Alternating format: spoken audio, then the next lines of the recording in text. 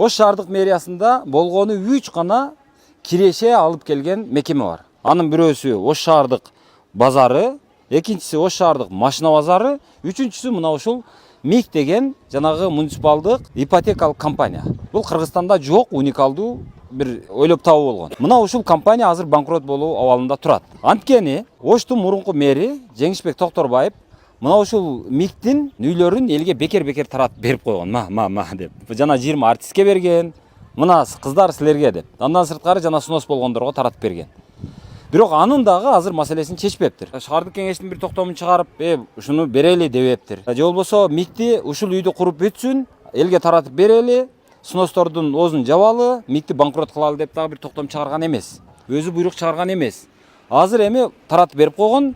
Таратып бергенине 1 жылга жакын убакыт болгон, 1 жылдан бери документин бербей жүргөн. Азыр эми ошол проблемалардын баардыгы топтолуп келип, бул азыркы мэрдин мойнуна жүк болуп турат.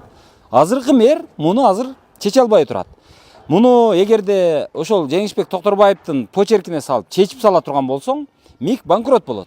А эгерде жок, банкрот кылбай, мекемени сактап калайын, баягы шаардык мэрияга киреше алып келип аткан мекемени сактап калайын дей турган болсо, анда булардын акчасын алыш керек болот.